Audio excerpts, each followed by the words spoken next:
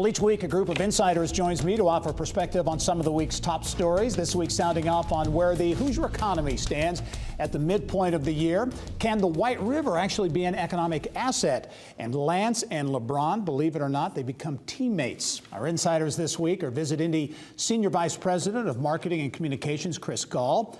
Also, Pete the Planner, financial advisor and author Peter Dunn, and Beck Communications Group President Laura Beck. And welcome one and all to the Insiders. Thank you. Thanks, Gary. We'll start off. I'd like to get all of your thoughts. We're at the midpoint of 2018.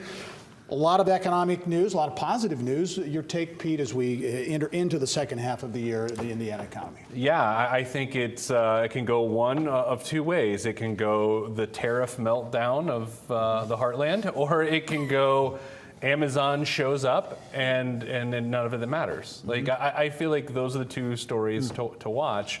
I think there's going to definitely be an impact if the tariffs are going to be a long-term thing for Indiana business. The tariffs, the NAFTA overhaul, a lot of talk. It could be a huge impact in Indiana. It could, and I think what's interesting to see around the country is there's a pretty strong base for the presidency here in central Indiana, and to have that impact, maybe some of the folks that voted for him, it'll be interesting to see what happens in 2020 if that's the case. Yeah, there's been a lot of national press and even local press about how potentially tariffs could impact Indiana, especially given the context that we are in an election year with one of the probably most watched and most targeted Senate races. So how that all plays out as we head into the election is going to be interesting, especially because there's some recent data that shows that Indiana's two-thirds farmland, and we have 57,000, farming operations in Indiana. So that's a wide-ranging impact. Yeah, Chris, your take, especially on the first half, a lot of economic development announcements, Infosys among them, a big announcement. The tourism sector continues to roll. Yeah, we saw the cards kind of play out and what the old airport terminal will turn into. That's a big win, and I think I agree with Pete. Amazon, whether they come or not, ultimately we win as a state because Wall Street Journal was reporting Sacramento's now out of the running, but it's been able to draw the line A to B on other projects, economic development projects that have raced in because of them even being in the top 20. So good things first half of the year and great things in the next half. I think one of the key parts, too, about Amazon is it's making us have some tough discussions about who we want to be and where we want to go.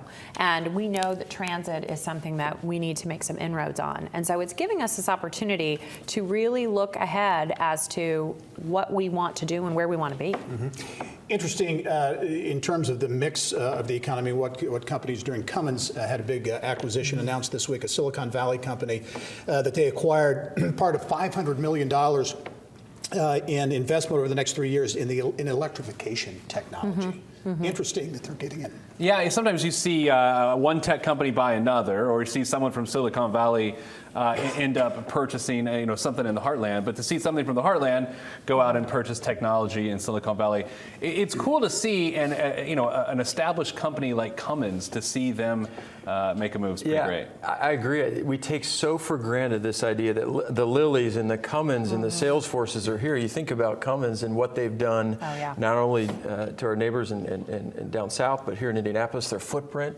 It's huge. We can't take them for granted. No, we can't at all. And it really, for them, I think it shows just how innovative they are, because it is such a springboard for them into the electrified and hybrid markets.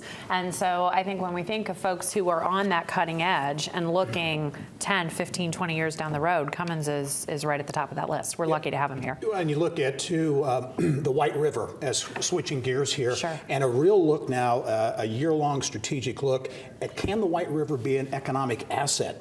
Well, I think it absolutely can. And I say kudos to the folks that are involved in making this happen.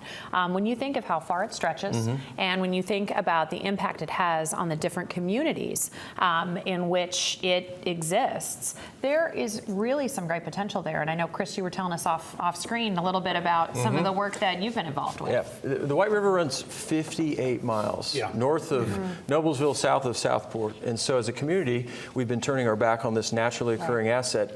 it's prime for exploring, it's prime for development, and here we're kicking off, and by next year this time, we'll take community input and say, what do you want to see the White River become? And it goes beyond having hotels and infrastructure, but by 2025, we know that it'll be recreationally safe, and you can swim in it just like Eagle Creek, just like Geist. Well, I mean, it's perfect for timing-wise for my midlife crisis as I've taken up fishing.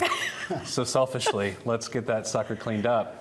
I think you're going to be buying a big boat. I think you're going to get a That's big the boat on key credit, is to Pete. not. It's to get a kayak. Credit card, yeah. On his credit card, yes. That's right. Chris, I'll go to you on this.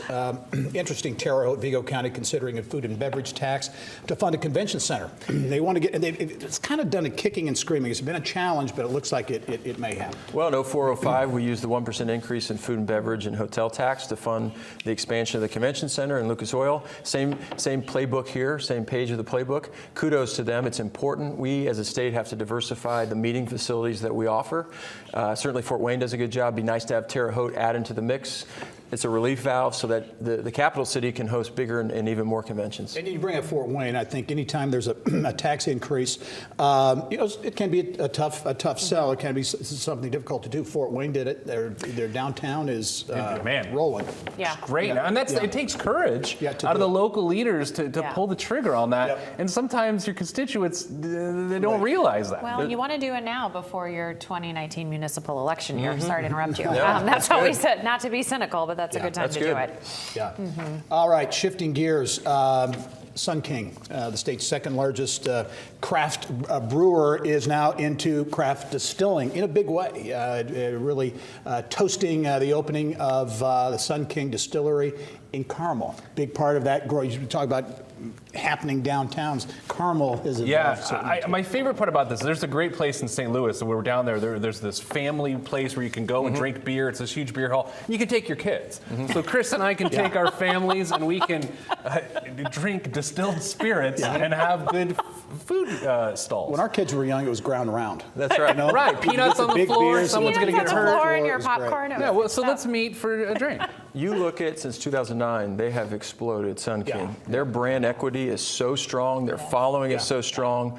Look for a lot of people to converge in and around their spirits. And it was their effort, Sun King, Three Floyds, the ownership, the leadership in those breweries, the winery down in southeast Indiana, Huber. Yeah. They got laws changed Yep. to enable this to happen. Yeah, we would have lost them. Yeah, they're also, I mean, they are a homegrown success story. And when you think of how creative they are at getting into smaller festivals and at really building that brand in creative ways, they've really distinguished themselves. And so it's exciting to see this new, Yeah, I'll say quickly, this new place open. they're also, they're making everyone better within the Yeah, industry. definitely. They're not short-sighted and myopic Right. in the sense that they're just all for themselves. They're making everyone better. Yeah. We want to get, you talk about disruptive things or changes, the scooter craze, right in downtown Indianapolis. Bird and Lime, two Silicon Valley startups, right, Yes. are here. A lot of people love them. A lot of people aren't quite so sure where it's going to go. Now, Laura, I know you represent one of those companies. Yes, in full disclosure, I do work with Lime, but they have been a partner in really working with the city in terms of identifying some regulatory framework. Yeah. It is interesting when you look at the numbers on how many rides have happened, how far they're going. There really is a need for it, and there's a desire for it. I know Pete is not a big I'm a fan of the new curmudgeon, so I'm just technology, like, but it's been real interesting for downtown. Visitors are asking. Anywhere from 2 to 25 reside at the front door of the convention center on any given day. It is visitor-centric, but they have to be safe, they have to be regulated, and ultimately, the tech folks love them.